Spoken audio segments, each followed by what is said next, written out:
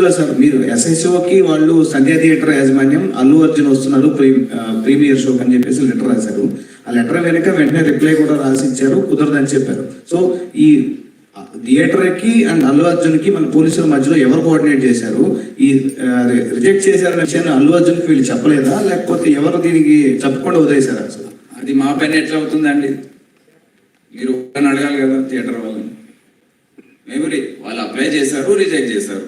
అక్కడ SHO ఉన్నాడు, చెప్పండి. కరెక్ట్ సార్ భీష్మే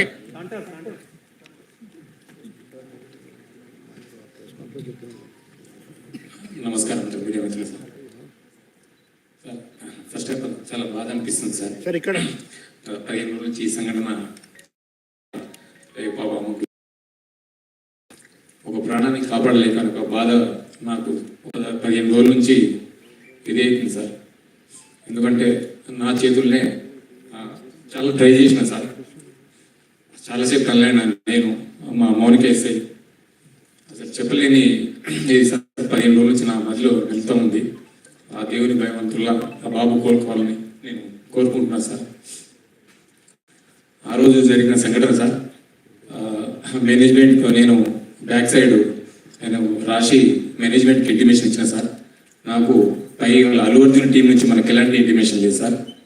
మా ఓన్లీ మేనేజ్మెంట్ నుంచి విజిట్ అనేది ఉంది సార్. ఆ విజిట్కి నేను మా సీనియర్ ఆఫీసర్తో మాట్లాడి నేను చూసి ఆ 2 థియేటర్లు ఒకటే ప్లేస్లో ఉండడం సార్. ఆ ప్లేస్లో ఉండడం 2 థియేటర్లకు ఒకటే ఎంట్రీ ఒకటే exit sir, 35 and 70 mm.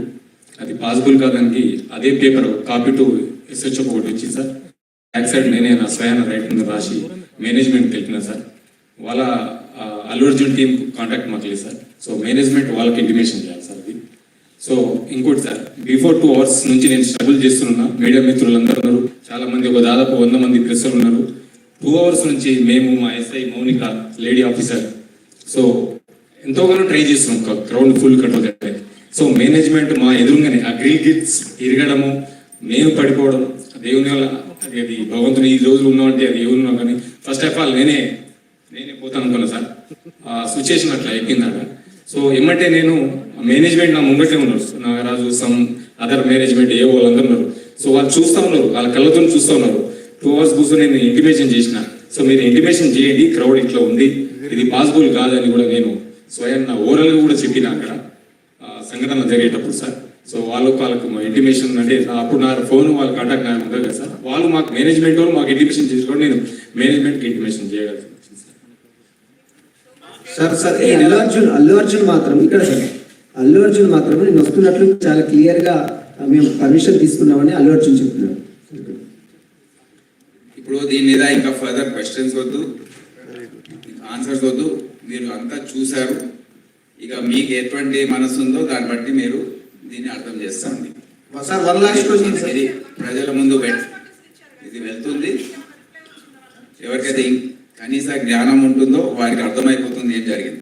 Sir ఇక్కడ థియేటర్కి 12వ తారీఖు నోటీసులు ఇచ్చారు, 22వ తారీఖు కల్లా దీన్ని క్లోజ్ చేసి మీరు వివరణ ఇవ్వాలని కోరారు. సో 10 రోజుల్లో వివరణ అని కోరారు. ఈ రోజు దాదాపు వివరణ ఇచ్చారు సార్. దీన్ని సీజ్ చేయబోతున్నారు. తొందర ఎందుకు, మీరు చూస్తా ఉండండి ఏం జరుగుతుంది. సరే కృష్ణ సార్, సరే ఇది సంధ్యా థియేటర్ విషయంలో మీరు మీ పాత్ర, తర్వాత అల్లు అర్జున్ అరెస్ట్ చేయడం, ఆ తర్వాత మీరు సంధ్యా థియేటర్ యాక్షన్ తీసుకోవడం మాది.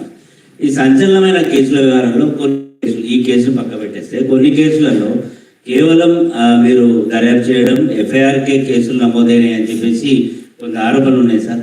2022 దేశవ్యాప్తంగా సంచలనం సృష్టించిన ఈ ఫేక్ ఎడ్యుకేషన్ సర్టిఫికేట్ కేసు, దీని మీద CCS వాళ్ళు అసిడ్ ఒకటి దర్యాప్తు చేసింది. 36/2002, 42/2002, 44/2002. ఇందులో కేవలం 36 కేసులో మాత్రమే ఎవరైతే కమిషన్ బేస్లో సర్టిఫికేట్లు ఉంటారో 20 మందిని అరెస్ట్ చేసి ఛార్జ్ షీట్ చేశారు.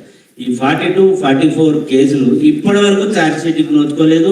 నిందితుల వ్యవహారం సంబంధించి వాళ్ళు దర్జాగా మళ్ళీ ఫేక్ సర్టిఫికేట్ చేస్తున్నారన్న ఆరోపణలు ఉన్నాయి. 2 ఏళ్లుగా ఎందుకు ఇది ఛార్జ్ షీట్కి నోచుకోలేదో చెప్తారు. ఏమో నేను ఒక 8 నెలల పాటు 10 నెలల పాటు నేను లేను. So Shweta will update you. This is పరిస్థితి. కేసులో అంతకుముందు సిట్కి ACP కొద్దిగా డిలే అయింది. అయితే ఈ కేసుని రివ్యూ చేసి ఆ మిగతా 2 కేసెస్లో కూడా ఫైనలైజ్ స్టేజ్లో ఉంది. మాకు ఎప్పుడు ఈ ఫేక్ సర్టిఫికేట్ కేసు సిట్కి సెపరేట్గా రిఫర్ అవుతుంటే ఆ కేసెస్లో ఉన్న అందరినీ ఇంక్లూడింగ్ ఎవ్రీ చిన్న పార్ట్ ఉన్నా కూడా